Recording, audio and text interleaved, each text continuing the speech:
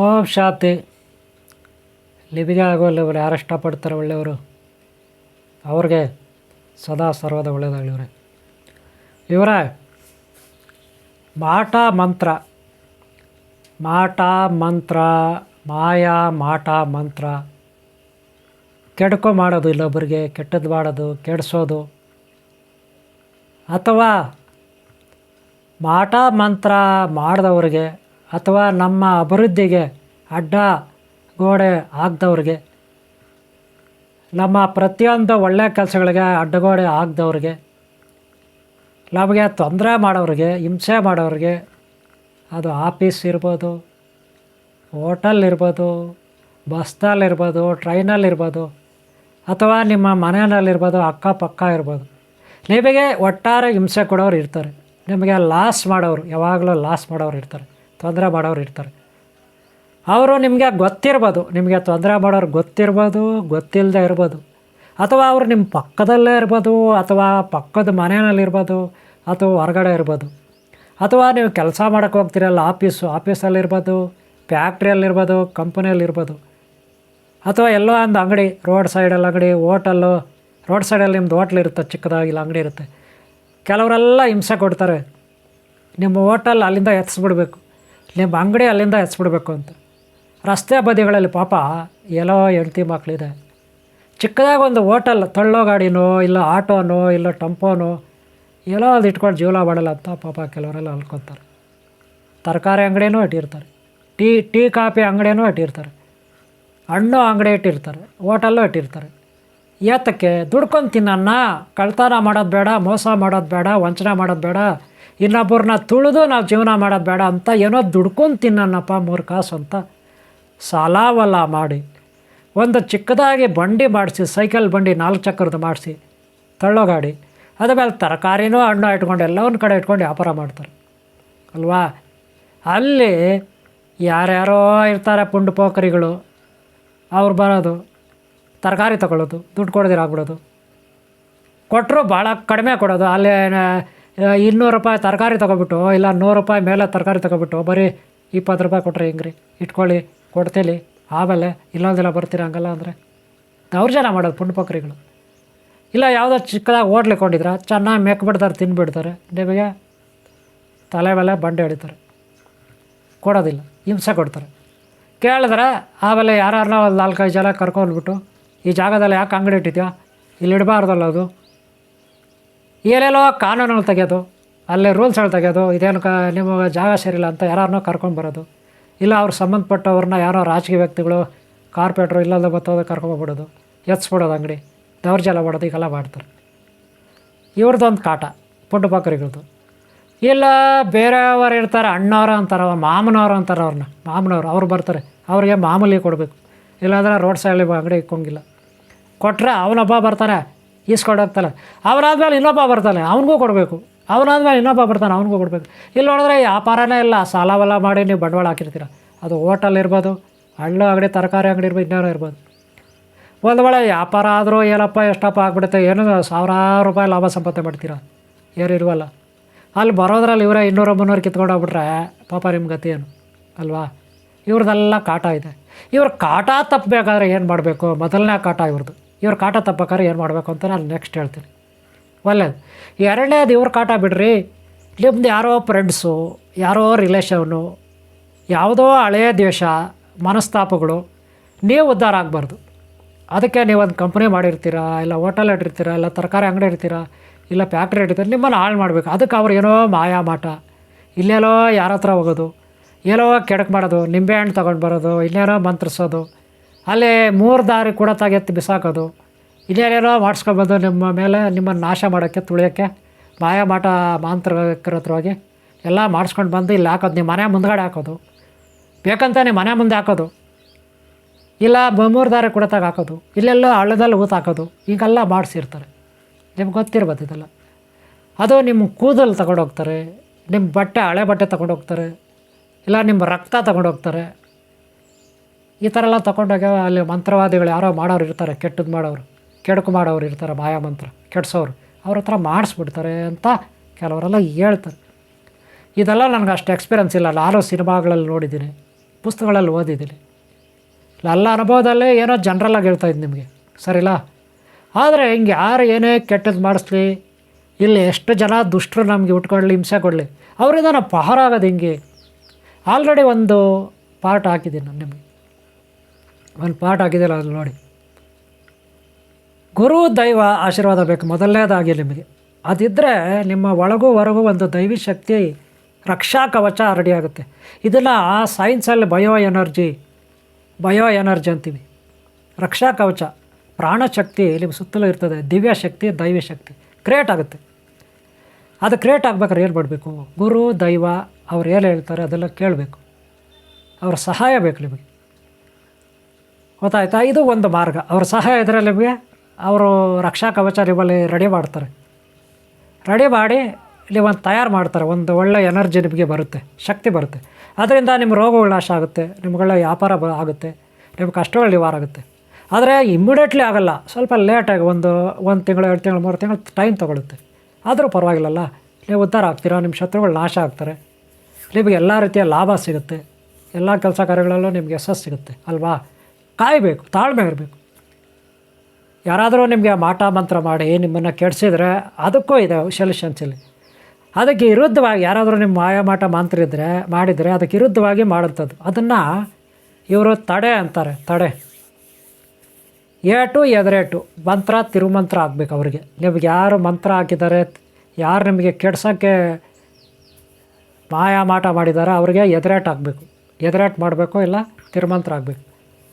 ಅದು ಹಿಂಗೆ ಹಾಕೋದು ಅಂದರೆ, ಇಲ್ಲಿ ನಮ್ಮಲ್ಲಿ ಕೆಲವರು ಇದ್ದಾರೆ ಗುರುಗಳು, ಪರಿಚಯ ಇರೋರು, ನನಗೆ ಶಿಷ್ಯರು ಇರ್ತಾರೆ ಕೆಲವರು, ಅವ್ರು ನಿಮಗೆ ಮಾಡಿಕೊಡ್ತಾರೆ.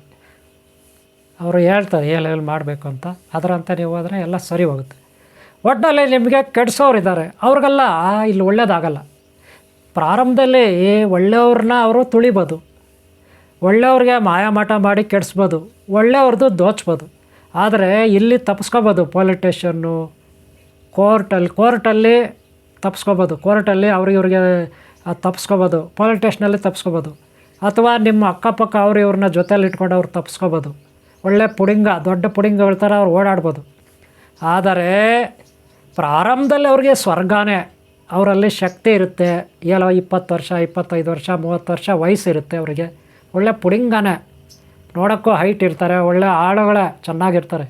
ಆದರೆ ಆಮೇಲೆ ಸ್ವಲ್ಪ ಒಂದು 45-50 ವರ್ಷ ಆಗಲಿ ನೋಡ್ರಿ, ಆಮೇಲೆ ಗೊತ್ತಾಗುತ್ತೆ ಅವ್ರಿಗೆ ಪುಡಿಂಗ ಅವ್ರಿಗಿರೋ ಶಕ್ತಿ ಏನಂತ. ಅವಾಗ ಪಾಪದ ಕಡೆ ತುಂಬುತ್ತೆ.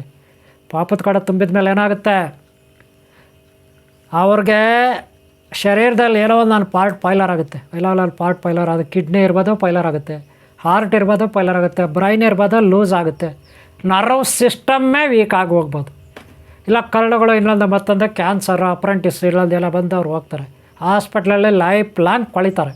ನರ್ಕ ಎಲ್ಲ ಮಲಗಿತ್ತಾಗೆ ಏನೋ ಒಂದಷ್ಟು ಆಸ್ತಿ ಪಾಸ್ತಿ ಅವನು ಅಷ್ಟೊತ್ತಿಗೆ ಇವ್ರ ತಲೆ ಹೊಡೆದು ಮಾಡಿಟ್ಟಿದ್ರೆ ಅದನ್ನು ಹಂಚ್ಕೊಳ್ಳೋಕ್ಕೆ ಅವ್ರ ಮನೇಲಿ ಕಾಯ್ತಿರ್ತಾರೆ. ಅವ್ನ ಸುತ್ತಲೂ ಇರೋವರೇ ಕಾಯ್ತಿರ್ತಾರೆ.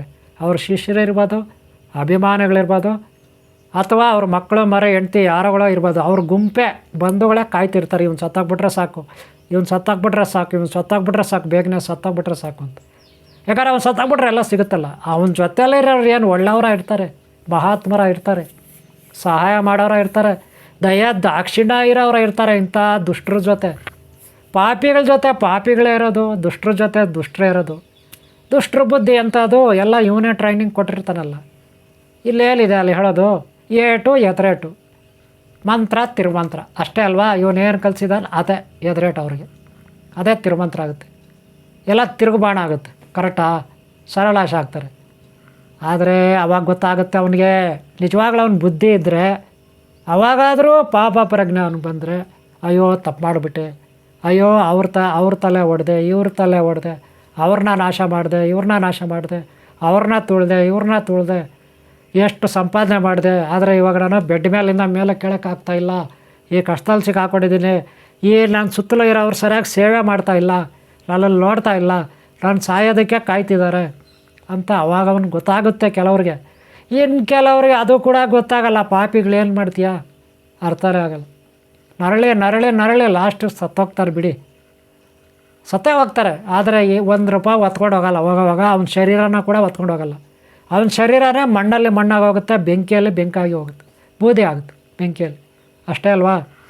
ಅಷ್ಟಕ್ಕಾಗಿ ಅವನು ಅವ್ರ ಥರ ಇವ್ರ ತಲೆ ಹೊಡೆದು ಅವ್ರನ್ನ ಇವ್ರನ್ನ ನೋಯಿಸಿ ಎಷ್ಟೋ ಜನ ಆಸ್ತಿ ದೋಚಿ ಅವ್ರ ಮಕ್ಕಳಿಗೆ, ಅವ್ರ ಹೆಂಡ್ತಿಗೆ, ಅವ್ರ ಅಪ್ಪ ಅಮ್ಮನಿಗೆ ಬೀದಿ ಪಾಲು ಮಾಡಿ ನೋವಿಗಿಸಿ ಹಿಂಸೆ ಕೊಟ್ಟು ಯಾರ್ಯಾರಿಗೋ ನರಕವನ್ನು ತೋರಿಸಿ ಇವನು ಲಾಸ್ಟ್ಗೆ ಇವರು ಅನುಭವಿಸಿದ್ದೇನು ನರಕ ಯಾತ್ರೆನೇ, ಪಾಪ ಸುತ್ತಕೊಳ್ತು, ಸರ್ವನಾಶ ಆಗೋಗ್ತಾರೆ ಅಲ್ವಾ?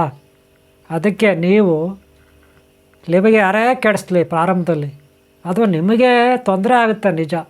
ಆದರೆ ನಿಮಗೆ ತೊಂದರೆ ಮಾಡಿದವರು ಖಂಡಿತ ಅನುಭವಿಸ್ತಾರೆ. ಉಪ್ಪು ತಿಂದವ್ರು ನೀರು ಕುಡಿಲೇಬೇಕು, ಪಾಪಿಗಳು ಸಾಯಲೇಬೇಕು ಅಲ್ವಾ? ಹೌದಾ ಇಲ್ವಾ? ಅದಕ್ಕೆ ನೀವು ಗಣಪತಿಯನ್ನು ಆರಾಧಿಸಿ. ಸಂಕಷ್ಟಾರ ಚತುರ್ಥಿ ಬರುತ್ತೆ ತಿಂಗಳು ಬುಧವಾರ ಅಂಥ ಟೈಮಲ್ಲಿ ಗಣಪತಿಯನ್ನು ಆರಾಧಿಸಿ. ಗೊತ್ತಾಯ್ತಾ? ಅದು ಹೆಂಗೆ ಆರಾಧಿಸೋದು, ಹೆಂಗೆ ಗಣಪತಿ ಜಪ ತಪ ಧ್ಯಾನ ಮಾಡೋದು, ಕಷ್ಟ ನಿವಾರಕ ಶಕ್ತಿಯನ್ನು ಹೇಗೆ ಸಂಪಾದನೆ ಮಾಡ್ಕೊಳ್ಳೋದು ಅನ್ನೋದಕ್ಕೆ ಆದಷ್ಟು ಇಲ್ಲಿ ಆನ್ಲೈನ್ ಕ್ಲಾಸ್ ಇರುತ್ತೆ, ತಿಳ್ಕೊಬೇಕು. ಅಥವಾ ನೀವೇ ಬುಧವಾರ ಹೊತ್ತು ಸಂಕಷ್ಟಾರ ಚತುರ್ಥಿ ದಿನ ಗಣಪತಿ ದೇವಸ್ಥಾನಕ್ಕೆ ಹೋಗಿ ಸ್ವಲ್ಪ ದಕ್ಷಿಣೆ ಹಾಕಿ ನಮಸ್ಕಾರ ಮಾಡ್ಕೊಳ್ಳಿ, ಈ ಬತ್ತೆ ಹಚ್ಕೊಳ್ಳಿ, ಪ್ರಸಾದ ತೊಗೊಂಡು ಬನ್ನಿ. ಇದರಿಂದ ಆಶೀರ್ವಾದ ಇರುತ್ತೆ, ದೇವತೆಗಳ ಆಶೀರ್ವಾದ ನಿಮಗಿರುತ್ತೆ, ರಕ್ಷಾ ಕವಚ ಇರುತ್ತೆ ನಿಮ್ಮ ಸುತ್ತಲೂ. ಹಾಗೆ ಗುರುಗಳ ಆಶೀರ್ವಾದ ಇರುತ್ತೆ. ಹಾಗೆ ಇಂಥ ಕೆಟ್ಟವ್ರ ಹತ್ರ ತಾಳ್ಮೆಯಿಂದ ಇರೋಂಥ ಒಳ್ಳೆ ಬುದ್ಧಿ ಬರುತ್ತೆ. ಒಳ್ಳೆ ಬುದ್ಧಿ. ಕೆಟ್ಟವ್ರು ಏನೇ ಕೆಟ್ಟದ್ದು ಮಾಡಲಿ, ಅವ್ರು ಏನೇ ಮಾಯ ಮಾಟ ಮಾಡ್ಕೊಂಡು ಬರಲಿ, ಏನೇ ನಿಂಬೆಹಣ್ಣು ತೊಗೊಂಡು ಬಂದು 3 ದಾರಿಯಲ್ಲಿ ಹಾಕಲಿ, ನಿಮಗೆ ರಕ್ಷಾ ಕವಚ ಅನ್ನೋದು ಇರಬೇಕು. ಭಗವಂತನ ದಯ ಇರಬೇಕು, ಗುರು ಆಶೀರ್ವಾದ ಇರಬೇಕು, ದಯ ಇರಬೇಕು. ಆವಾಗ ಯಾರು ಎಲ್ಲೇ ನಿಮಗೆ ಕೆಟ್ಟದ್ದು ಮಾಡೋದು ನಿಮ್ಮ ಹತ್ರ ಬರೋಲ್ಲ. ನಿಮ್ಮಲ್ಲಿ ಒಳ್ಳೆಯ ದೈವತ್ವ ಇರುತ್ತೆ. ಅದು ಬೇರೆಯವ್ರು ಕೆಟ್ಟದ್ದು ಮಾಡಿದ್ರೆ ಅದನ್ನು ಸುಟ್ಟು ಭಸ್ಮ ಬಿಡುತ್ತೆ. ನಿಮ್ಮ ಹತ್ರನೇ ಸೇರಿಸಲ್ಲ. ಕೆಟ್ಟ ಶಕ್ತಿಗಳನ್ನು, ದುಷ್ಟಶಕ್ತಿಗಳನ್ನು, ದುಷ್ಟರನ್ನು ಸರ್ವನಾಶ ಮಾಡುತ್ತೆ. ನಿಮಗೆ ರಕ್ಷಾ ಕವಚ ಇರಬೇಕಂದ್ರೆ ನೀವು ಗುರು ದೈವ ಆಶೀರ್ವಾದ ನಿಮ್ಗೆ ಬೇಕು. ಅವ್ರ ಆಶೀರ್ವಾದ ಬೇಕಂದರೆ ಅವ್ರ ಸೇವೆ ನೀವು ಮಾಡಬೇಕು. ಒಂದು ದಕ್ಷಿಣೆ ಹಾಕೋದು ಇರ್ಬೋದು, ಇಲ್ಲ ಅವ್ರಿಗೆಲ್ಲ ಅವರು ಜೀವನಕ್ಕೆ ಏನೋ ಒಂದು ಸಹಾಯ ಮಾಡೋದಿರ್ಬೋದು. ಇದೆಲ್ಲ ನಿಮ್ಮಲ್ಲಿ ಇರಬೇಕು. ಆವಾಗಲೇ ನಿಮ್ಗೆ ಒಳ್ಳೆಯದಾಗ. ಸುಮ್ಮನೆ ಸಲಹೆ ಕೇಳಿದ್ರೆ, ಸುಮ್ಮನೆ ಹೋದೆ ನಮಸ್ಕಾರ ಮಾಡಿದೆ ಬಂದೆ ಅಂದರೆ ಪ್ರಯೋಜನ ಆಗಲ್ಲ. ಅವ್ರಿಗೂ ಪ್ರೀತಿ ಬರಬೇಕಿಲ್ಲಿ ಹೃದಯದಲ್ಲಿ, ಲಿಬ್ಬೆಲ್ಲ ಇಷ್ಟ ಆಗಬೇಕಲ್ವ. ಯೋಚನೆ ಮಾಡಿ. ಓಕೆ, ಯಾವಾಗಲೂ ನೀವು ಭಯ ಪಡಬೇಡಿ, ಆತಂಕ ಪಡಬೇಡಿ, ದುಗುಡತೆಗೆ ಒಳಗಾಗಬೇಡಿ, ಆತರ ಪಡಬೇಡಿ. ದುಷ್ಟರ ಕಾಟ ಇರಲಿ, ಎಷ್ಟೆಲ್ಲ ಇರುತ್ತೆ. ಬೇಸಿಗೆಗಾಲ, ಮಳೆಗಾಲ, ಚಳಿಗಾಲ ಬರುತ್ತಲ್ಲ, ಹಂಗೆ ಇವರು ಬರ್ತಾರೆ ಕೆಟ್ಟವರು, ಕಾಟ ಕೊಡ್ತಾರೆ, ಅವರೇ ಲಾಶ ಆಗ್ತಾರೆ ಬಿಡಿ. ಅದು ನಿಮಗೂ ಒಂದು ಒಳ್ಳೆಯ ಕಾಲ ಬರುತ್ತೆ. ಆವಾಗ ನೀವು ಶಾಶ್ವತವಾಗಿ ಸ್ವರ್ಗವೆಲ್ಲ ಅನುಭವಿಸ್ತೀರ. ಈ ಪಾಪಿಗಳೆಲ್ಲ ಇಲ್ಲಿ ತಪ್ಪಿಸ್ಕೊಂಡ್ರು ಜೈಲಲ್ಲಿ, ಕೋರ್ಟಲ್ಲಿ. ನೆಕ್ಸ್ಟ್ ಇನ್ನೊಂದಿದೆ ದೊಡ್ಡದು, ಅದೇ ಯಮಲೋಕದಲ್ಲಿ ನರಕ ಇರ್ತಾನೆ. ಯಾರಿಗೆ ಗುರುಭಕ್ತಿ ಇಲ್ಲ, ದೈವಭಕ್ತಿ ಇಲ್ಲ, ಒಳ್ಳೆಯ ಸಂಸ್ಕಾರ ಇಲ್ಲ, ಅವರೆಲ್ಲ ನರಕಕ್ಕೆ ಹೋಗೋದು. ಗೊತ್ತಾಯ್ತಾ? ಅದಕ್ಕೋಸ್ಕರ ಅಲ್ಲಿಗೆ ಒಳ್ಳೆ ಕಾಲ ಬರುತ್ತೆ. ಅಲ್ಲಿವರೆಗೂ ತಡ್ಕೊಳ್ಳಿ, ತಾಳ್ಮೆಯಿಂದಿರಿ, ಒಳ್ಳೆ ಕೆಲಸಗಳು ಮಾಡಿ, ಗುರು ದೈವಕ್ಕೆ ಶರಣಾಗತರಾಗಿ, ಭಯ ಪಡಬೇಡಿ, ಆತಂಕ ಪಡಬೇಡಿ. ಸರಿಲಾ? ಓಕೆ, ಈಗಾಗಲೇ ಅಲ್ಲಿ ವೀಡಿಯೋಗಳು ಹಾಕಿದ್ದೀನಿ, ಪಾರ್ಟ್ 1, 2 ಅಂತ ನೋಡಿ. ಹಿಂದಿನ ವೀಡಿಯೋಗಳು ನೋಡಿಲ್ಲ ಅಂದರೆ ಹಾಗೆ ಮುಂದಿನ ವೀಡಿಯೋಗಳು ನೋಡಿ. ಹಾಗೆ ಸಬ್ಸ್ಕ್ರೈಬ್ ಆಗಿಲ್ಲ ಅಂದರೆ ಹಾಕ್ಕೊಳ್ಳಿ. ಹಾಗೆ ವಿಡಿಯೋ ಇಷ್ಟ ಆದರೆ ನಿಮಗೆ ಒಂದು ಲೈಕ್ ಮಾಡಿ. ಗೊತ್ತಾಯ್ತಲ್ಲ? ಹಾಗೆ ನಿಮ್ಗೆ ಯಾರನ್ನ ಕೆಟ್ಟದ್ದು ಮಾಡಿದ್ರೆ, ಮಾಯಮಟ್ಟ ಮಾಡಿದ್ರೆ, ಅದು ಯಾವ ರೀತಿ ಅದರಿಂದ ಬಚಾವಾಗತ್ತಂತ ಏನಾರ ಸಲಹೆ ಬೇಕಾ, ಪರಿಹಾರ ಬೇಕಾ ಕೇಳಿ, ನನಗೆ ನಂಬರ್ ತೊಗೊಳ್ಳಿ. ನಾನು ನಿಮಗೆ ದಾರಿ ತೋರಿಸ್ತೀನಿ. ಬೇರೆಯವರು ಇದ್ದಾರೆ ನಿಮಗೆ ಸಹಾಯ ಮಾಡೋರು, ಇಲ್ಲಿ ತುಂಬ ಬಲ್ಲದೆ ಇದ್ದಾರೆ, ದಾರಿ ತೋರಿಸ್ತೀನಿ. ಅವ್ರು ನಿಮಗೆ ಮಾಡ್ತಾರೆ. ಸರಿಲಾ? ಓಕೆ ಅವರೇ, ನನಗೆ ಗೊತ್ತಿರೋದು ಜ್ಞಾನ ಜನರಲ್ಲಾಗಿ ಹೇಳಿದ್ದೀನಿ. ನೀವು ಒಳ್ಳೆಯದಾಗಲಿ. ಯಾರು ಇಷ್ಟಪಡ್ತಾರೆ ಒಳ್ಳೆಯವರು ಧರ್ಮದ್ರು ಅವ್ರಿಗೂ ಒಳ್ಳೆಯದಾಗಲಿ. ನಿಮಗೆ ನಿಮ್ಮ ರೋಗಗಳು ನಾಶ ಆಗಲಿ, ದಾರಿದ್ರ್ಯ ನಾಶ ಆಗಲಿ. ಸದಾ ನಿಮಗೆ ದೈವ ಗುರು ರಕ್ಷಣೆ ಇರಲಿ. ಸಬ್ಸ್ಕ್ರೈಬ್ ಆಗಿಲ್ಲ ಅಂದ್ರೆ ಹಾಕ್ಕೊಳ್ಳಿ. ಇಷ್ಟ ಆದರೆ ವಿಡಿಯೋ ಒಂದು ಲೈಕ್ ಮಾಡಿ. ಏನಾದರೂ ಸಹಾಯ ಬೇಕಾ, ಇಲ್ಲ ಆನ್ಲೈನ್ ಕ್ಲಾಸಿಗೆ ಇಲ್ಲಿ ಸೇರ್ತೀರಾ, ಕುಂಡಲಿನಿ ಸಾಧನೆ ಮಾಡ್ತೀರಾ, ಯೋಗ ಸಾಧನೆ ಮಾಡ್ತೀರಾ, ನನ್ನ ನಂಬರ್ ತೊಗೊಳ್ಳಿ, ಕಾಲ್ ಮಾಡಿ. ಓಕೆನಾ? ನೀವು ಒಳ್ಳೆಯದಾಗಲಿ. ಓಂ ಶಾಂತಿ, ಓಂ ಶಾಂತಿ, ಓಂ ಶಾಂತಿ ಅವರೇ.